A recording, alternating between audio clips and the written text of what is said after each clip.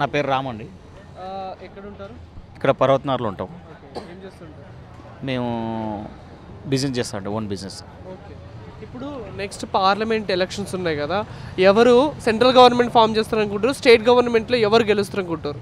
State గవర్నమెంట్లో మాత్రం BRS, ఈ సెంట్రల్లో మాత్రం బీజేపీ. ఎందుకంటే బీఆర్ఎస్ వచ్చిన తర్వాతనే ఊళ్ళో రైతుల్లో పొలాల్లో నీళ్లు చూసినారు. ఇక్కడ హైదరాబాదు డెవలప్మెంటు ఫ్లైఓవర్స్ కానీ, మీరు బిల్డింగ్స్ కానీ, ఇక్కడ ఏమన్నా ప్రాజెక్టులు కానీ, కాళేశ్వరం ప్రాజెక్టులు కానీ, ఇట్లా ఇవన్నీ డెవలప్మెంట్ అనేది కేసీఆర్ వల్ల.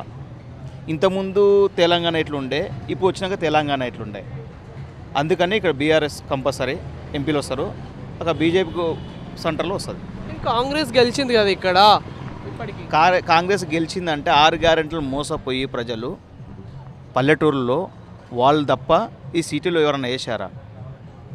6 గ్యారెంటీలు అంటే రేషన్ కార్డు లేదే ఇప్పుడు 200 యూనిట్లు అంటున్నారు. రేషన్ కార్డు లేదు, రేషన్ కార్డే లేదు. ఫస్ట్ ఆఫ్ ఆల్ 200 యూనిట్లు ఎట్లా ఇస్తారండి?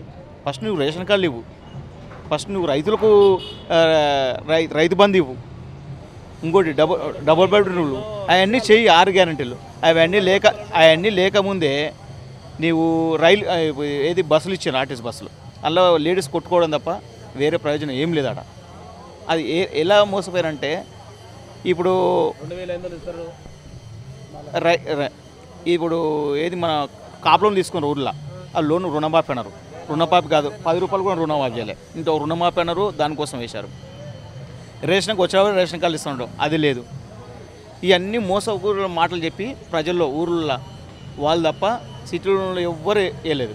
అందుకే కాంగ్రెస్ ఏమంటారు అంటే, ఎంపీ ఎలక్షన్స్లో గెలిస్తే మేము ఈ 6 పథకాలు ఇస్తాము అని చెప్తారు. దాని మీద మీరు ఏమంటారు?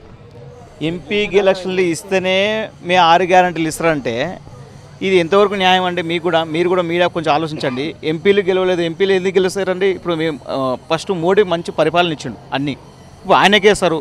ఆయనకే వేయకుండా ఇది బ్లాక్మెయిల్ అంటారు. ఇది బ్లాక్మెయిల్ చేసి ప్రజలను బ్లాక్మెయిల్ చేసి ఇది వేయించుకోవాలని చూస్తారు ఈ ముఖ్యమంత్రి. అది ఏ విధంగా సభం అండి? అది అవన్నీ మోసగోళ్ళు ఇప్పుడు మాట్లాడినారు, కానీ ఇప్పుడు విన్నారు ప్రజలు. కంపల్సరీ బీఆర్ఎస్కి పట్టం కొడతారు, బీజేపీ అక్కడ సెంటర్లో వస్తుంది.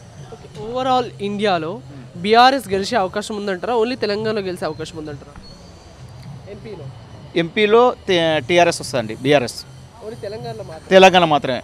కానీ భారతీయ జనతా పార్టీ అని చెప్పారు కదా, భారతీయ జనతా పార్టీలో వస్తుందండి, సెంటర్లో కంపల్సరీ 3 వస్తారు. కానీ బీఆర్ఎస్ భారతీయ రాష్ట్రీయ కూటమి అని చెప్పారు కదా, బీఆర్ఎస్గా నేషనల్ పార్టీగా ప్రకటించారు కదా, వాళ్ళు గెలిచే అవకాశం లేదంటారా? లేదండి, ఇక్కడ టీఆర్ఎస్లో ఇక్కడ తెలంగాణలో మాత్రం ఎంపీలు వస్తారు. అక్కడ ఎక్కడ పోటీ చేయరు, అక్కడ గెలిచినా కానీ వేస్ట్. ఎందుకంటే బీజేపీ పరిపాలన మంచి ఉంది కాబట్టి బీజేపీకి పట్టం కడతారు. ఈడ ఎంపీలు గెలిచి కాంగ్రెస్కి కూడా బుద్ధి చెప్తారు తెలంగాణలో. ఓకే, ఇప్పుడు బీఆర్ఎస్లో ఎంపీగా గెలిస్తే ఒకవేళ ఎవరు గెలుస్తారు అనుకుంటారు? ఎవరెవరు గెలుస్తారు? ఇంకా అది తెలియదండి, ఇంకా సీట్లే కన్ఫర్మ్ కాలేదు. మీకు ఎట్లా చెప్తామండి? ఇంకా ఎంపీలు సీట్లు కన్ఫర్మే చేయలేదు, ఇంకా పేర్లే ప్రకటించలేదు. ప్రకటించిన తర్వాత చెప్తారా?